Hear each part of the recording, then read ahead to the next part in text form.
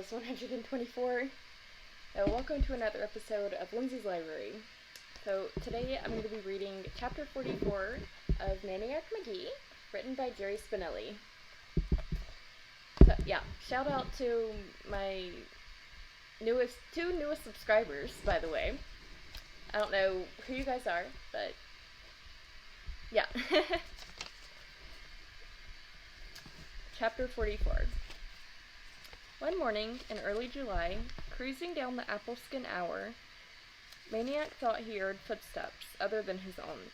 He stopped. Only the vast quietness responded. It happened a few more times. Must be his own footfalls echoing down the row house canyons. 2 days later, passing an alley, he thought something moved at the other end. And once turning onto a broad street, he had the feeling, more sense than sight, that something had just flashed around a corner 2 blocks away. When these odd sensations continued for another morning or two, Maniac knew he was not alone. So he was not totally surprised when a few mornings later, he turned a corner and ran smack into another early hour cruiser. No, it wasn't the what that surprised him, it was the who. Mars Bar Thompson. They quickly bounced off each other and went their separate ways. Neither paused. Neither said a word. This was the first in a series of apparently random mergings, intersections, alleyways. One never knew when he would come upon the other. Sometimes they found themselves running the same route, only a block apart. On one occasion, they trotted down the same street at the same time in the same direction, but on opposite sides of the street. And then one day, as it happened, they each turned a particular corner at the same moment, and headed off in the same direction, side by side.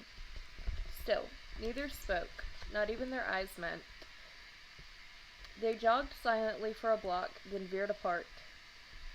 The next time they dovetailed, they stayed that way for 2 blocks, then 3 blocks, and so on. No words, no looks, just the rhythmic slapping of their sneaker soles upon the sidewalk, and the pulsing duet of their breathings. Stride for stride, shoulder to shoulder, breath to breath, till they were matching on all points. A harnessed pair, 2 runners become one. Morning after morning it happened this way. The 2 of them dovetailing at an intersection, and without the slightest hitch and stride, cruising off together, though each face showed no awareness of the other. They were, in fact, minutely sensitive to each other. If Mars Bars cranked up the pace just a notch, Maniac would pick it up within a stride. If Maniac inched ahead, Mars Bar was there. If one veered to the left or right, the other followed like a shadow. One day, one was the leader, the next day the other.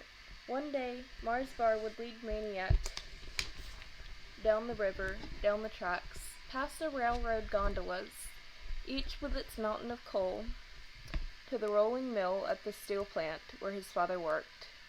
Another day, Maniac would head for the townships, to the north and west, the farmlands of the county, where dew sparkled on spider webs, and nature was doing such fresh and wonderful things that you could almost hear the long, neat congregations of corn clapping, Amen, and Amen.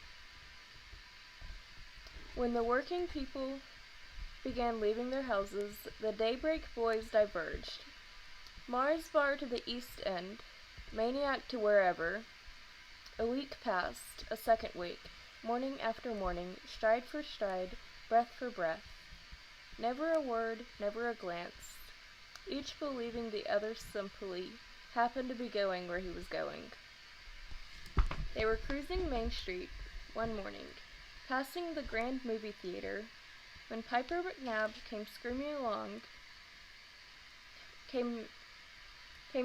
down the middle of the empty street. He was wild-eyed and crying, and soaking wet. His feet were slathered in coal-black mud. He shrieked and babbled at them, but he made no sense, so they just followed as he raced frantically back up the street. As they ran, The belch-like toot of a whistle grew louder and louder. He led them to the corner of Main and Swede, to where the platform of the P&W trolley terminal hung high above the sidewalk. He burst into the terminal building and up the steps. In a moment, Maniac and Marsbar were on the platform, gasping and following Piper's pointing finger down the tracks. What they saw pulled the fragments of Piper's babble together. The boys had been playing bombs away. Piper's part was to sail the raft down the river. Russ's part was to wait on the trolley trestle that spanned the river. And when Piper passed underneath, bomb away from a bucket full of rocks, everything went as planned, unless you count Russell's failing to sink the raft, and Piper's practically drowning trying to beach it. Until Piper returned to the terminal to find Russell, still out on the trestle, apparently without the target below to focus on. Russell had suddenly discovered how high he was. One false step, and he could slip right between the ties to the river. And that's where Russell was now. Out on the middle of the trestle, high over the water, frozen in terror. Not even a railing to cling to, responding neither to Piper's cries nor to the red and yellow P&W trolley, which also occupied the trestle. Idling and tooting about 20 feet away, Piper pulled at Maniac. "Save him! Save him!" Marsbar stared with growing astonishment at Maniac, whose wide, unblinking eyes were fixed on the trestle, yet somehow did not seem to register what was there. Nor did he seem to hear Piper pleading, with the drenched, mud-footed kid clawing at him. He turned without a word, without a gesture, and left the platform and went downstairs. Shortly he appeared on the sidewalk below. He crossed Main and continued walking slowly up. Swayed, Piper screaming after him from the end of the platform. And that ends chapter 44 of Maniac Magee, written by Jerry Spinelli. I hope you have enjoyed this episode of Lindsay's Library. If you did, please be sure to like and subscribe.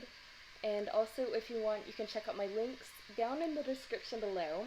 The first of which is for my affiliate with So Sick Clothing. There's a promo code for that, or that you can use to get 15% off site-wide.